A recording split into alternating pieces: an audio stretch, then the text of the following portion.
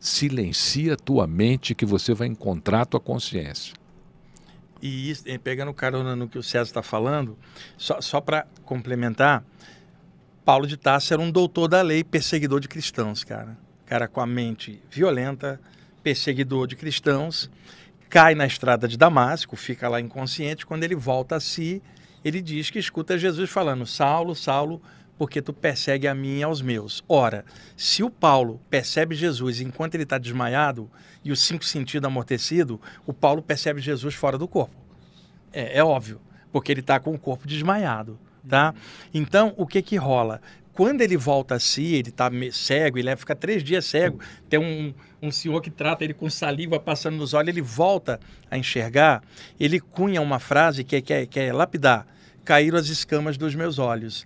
Todo mundo pensa porque é como ele voltou a enxergar, mas ele voltou diferente depois desse contato com Jesus, seja vendo ou somente ouvindo espiritualmente, e se torna o maior pregador do ensinamento cristão, o grande propagador. O Paulo de Tarso era um cara que... apóstolo sem ter sido discípulo. Exatamente, sem ter vivido junto com Jesus. O Paulo não sentou junto para tomar vinho com Jesus ali ou tomar água no deserto. O Paulo nasceu na ilha de Tarso, filho de judeus, na ilha de Tarso, com cultura grega, sob o tacão do Império Romano. Então, 3 filosofias fervilhavam na cabeça do Paulo: a dos judeus, a dos gregos e a dos romanos. Era um homem inteligentíssimo.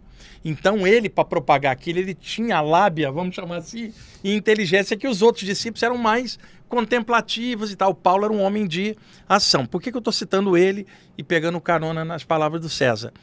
O Paulo passa a olhar o mundo de outro jeito, e para ele, Jesus, como ele não viveu junto, era um ideal que ele chamava de Cristo, que era a palavra grega. Ele não falava de Jesus, não viveu junto com o Nazareno sentado lá na areia do deserto. Ele é século I depois de Cristo. Agora, por que eu estou citando ele?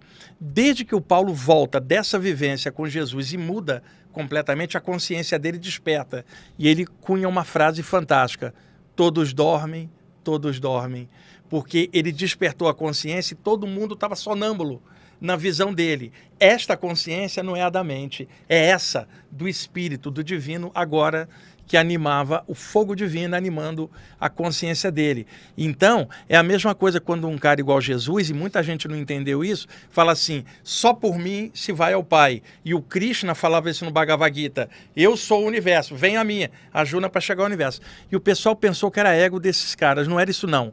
Imagina que a gente foi acampar, e aí nós planejamos, 6 horas da manhã vamos acordar e fazer uma trilha. Aí o César acorda cedinho e chama a gente fica, bebeu até tarde, fica ali: não vamos depois. O que o César faz? Abre a cortina para a luz do sol bater na nossa cara e a gente levantar. Se um não abrisse a cortina, o sol não bateria para despertar a gente.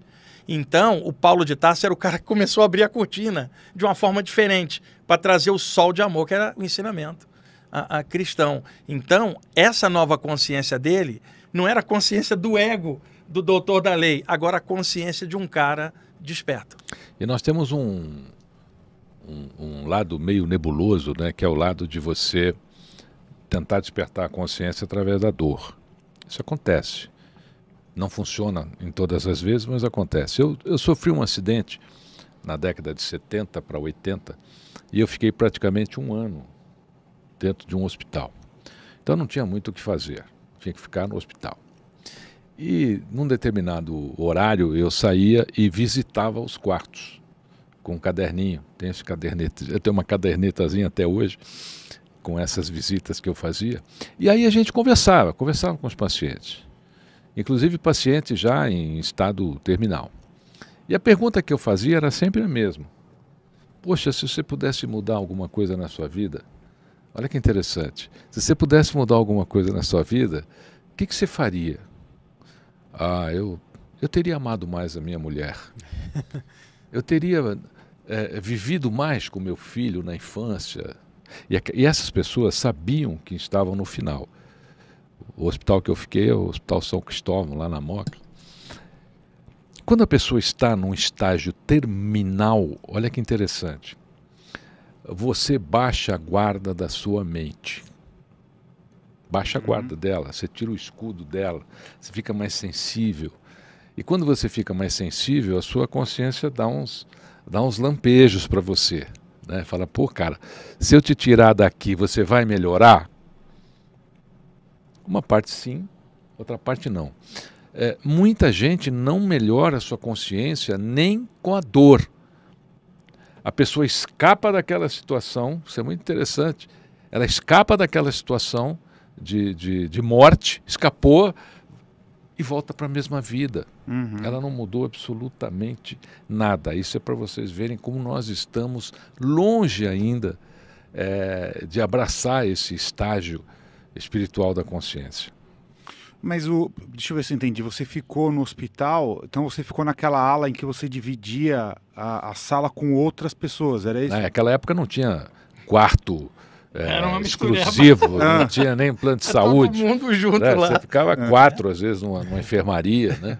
E aí, quando não tinha muito o que fazer, eu saía, foi um acidente de carro, eu quebrei colo, bacia, fêmur, e aí eu fiquei numa máquina, sabe? Era uma máquina interessante, uma coisa meio monstruosa, mas ela me permitia visitar os outros apartamentos. Agora, não vai longe. Eu vejo isso hoje. As palestras que venho realizando, quando terminam as palestras, as pessoas escrevem. Né? Eu tenho livros hoje em 50 países até difíceis, como Rússia, Alemanha, e os problemas deles são os mesmos que os nossos. O Wagner, quando viaja, tenho certeza absoluta, ele também chega a essa conclusão. As pessoas de lá reclamam a mesma coisa que as pessoas de cá. Né? Se você abrir esse tema de consciência na Rússia, a gente vai ouvir fatores semelhantes. Isso mostra que o ser humano ele tem um ponto de equilíbrio, ele tem um ponto de igualdade, que a gente precisa trabalhar mais, independente da cultura, da nacionalidade, exatamente. Da sua escolha de crença. Muita gente acha que vai atingir a consciência através da crença. Olha que legal. Pô, eu vou escolher uma crença e eu vou atingir a minha consciência. O meu filho menorzinho estava fazendo a primeira comunhão, aí de repente aquela coisa bonita e tal, e a igreja era um estacionamento que a gente chama, entre aspas, estacionamento corporativo. Quem chegou para, porque sabe que em 50 minutos todo mundo que está na igreja vai sair. Então você fica ali esperando, né, o cara que parou atrás de você sair com o carro. Então todo mundo cantou, todo mundo rezou, todo mundo orou e tal. E aí eu entro no meu carro com o meu filho, com a minha família, e as pessoas vão saindo. Eu nunca ouvi tanto palavrão na minha vida como naquele dia, naquele estacionamento.